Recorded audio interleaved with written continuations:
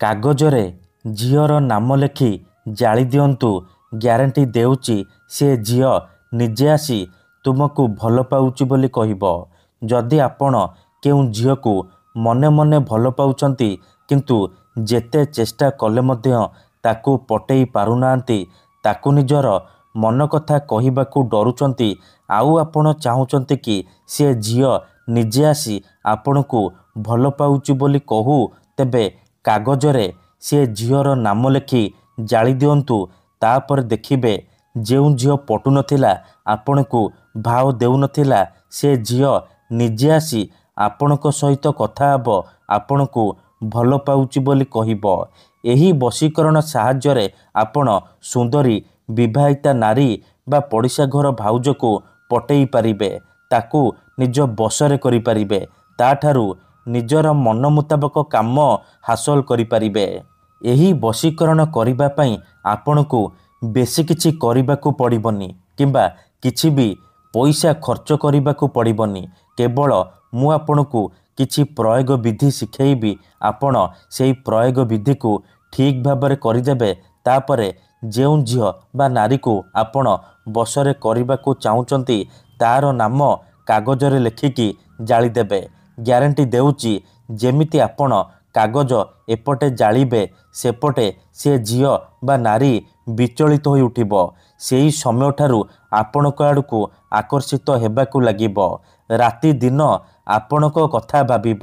ଯେପର୍ଯ୍ୟନ୍ତ ଆପଣଙ୍କୁ ଦେଖିନି ସିଏ ଗୋଟେ ମୁହୂର୍ତ୍ତ ବି ରହିପାରିବନି। ନମସ୍କାର ଫ୍ରେଣ୍ଡସ୍, ଓଡ଼ିଆ ଫଣ୍ଡା ଚ୍ୟାନେଲକୁ ଆପଣମାନଙ୍କୁ ସ୍ୱାଗତ।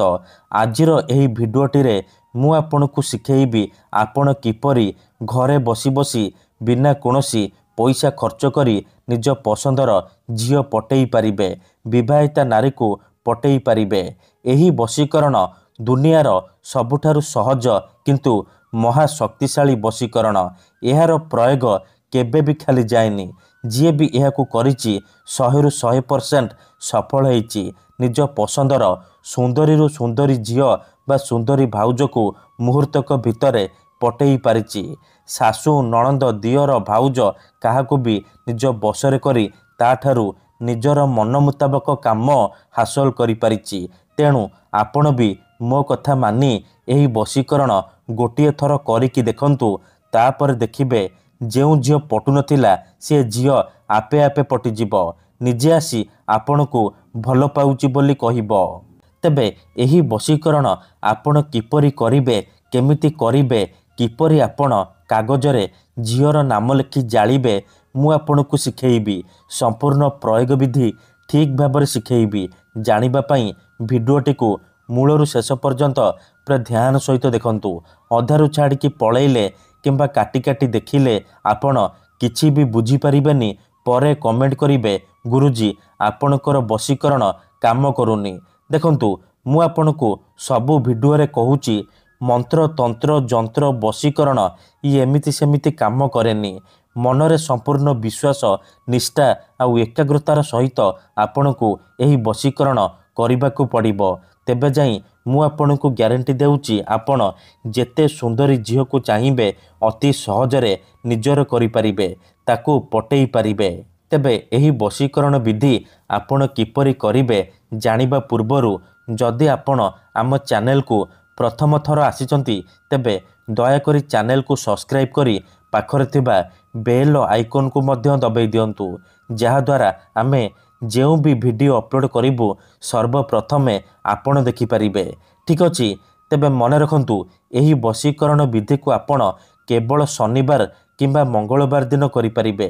କେଉଁ ବି ସମୟରେ କରିପାରିବେ, କିନ୍ତୁ ବିଧିଟି କରିବା ପୂର୍ବରୁ ଭଲ ଭାବରେ ହାତ ଗୋଡ଼ ଧୋଇକି ଆପଣ ଏହି ବଶୀକରଣ ଆରମ୍ଭ କରିବେ। ପ୍ରଥମେ ଆପଣ କ'ଣ କରିବେ, ଖଣ୍ଡେ ସାଧା କାଗଜ ଆଣିବେ, କଳା କଲମ ଆଣିବେ, ଆଉ ଅଳ୍ପ ଟିକେ ଲାଲ ସିନ୍ଦୁର ଆଣିବେ। ତାପରେ କୌଣସି ଏକ ଜାଗାରେ ଚୁପଚାପ ବସି ପଡ଼ିବେ, ଯେଉଁଠାରେ ଆପଣଙ୍କୁ କେହି ଦେଖିବେନି କିମ୍ବା ଡାକିବେନି। ତାପରେ କାଗଜରେ ଯେଉଁ ଝିଅ ବା ନାରୀକୁ ଆପଣ ବଶରେ କରିବାକୁ ଚାହୁଁଛନ୍ତି ତାର ନାମ ଲେଖିବେ, ତା ତଳେ ପ୍ଲସ୍ ଚିହ୍ନ କରିବେ, ଆଉ ତା ତଳେ ନିଜର ନାମ ଲେଖିବେ। ନାମ ଲେଖିସାରିବା ପରେ ସେ କାଗଜକୁ ଡାହାଣ ହାତରେ ଧରିବେ ଆଉ ଏହି ମନ୍ତ୍ରକୁ 7 ଥର ପଢ଼ିବେ। ଓମ୍ ସର୍ବଦେହି ମମ ଦେହି ଆମୁକଂ ମମ ବଶ୍ୟମ୍ ସ୍ୱାହା। ଏହି ମନ୍ତ୍ରକୁ ଆପଣ 7 ଥର ପଢ଼ିବେ। ଆମୁକଂ ଜାଗାରେ ସେଇ ଝିଅ ବା ନାରୀର ନାମ କହିବେ ଯାହାକୁ ଆପଣ ବଶରେ କରିବାକୁ ଚାହୁଁଛନ୍ତି। ମନ୍ତ୍ରକୁ 7 ଥର ପଢ଼ି ସାରିବା ପରେ ଆପଣ କ'ଣ କରିବେ, ଅଳ୍ପ ଟିକେ ସିନ୍ଦୁର ନେଇକି ସେ କାଗଜରେ ଲଗାଇ ଦେବେ। ତାପରେ ସାଙ୍ଗେ ସାଙ୍ଗେ କାଗଜକୁ ଜାଳିଦେବେ। ଯେମିତି ଆପଣ ଏପଟେ କାଗଜ ଜାଳିବେ ସେପଟେ ସେ ଝିଅ ବା ନାରୀ ଉପରେ ପ୍ରଭାବ ପଡ଼ିବା ଆରମ୍ଭ ହୋଇଯିବ। ସିଏ ଆପଣଙ୍କ ଆଡ଼କୁ ଆକର୍ଷିତ ହେବାକୁ ଲାଗିବ। ଧନ୍ୟବାଦ।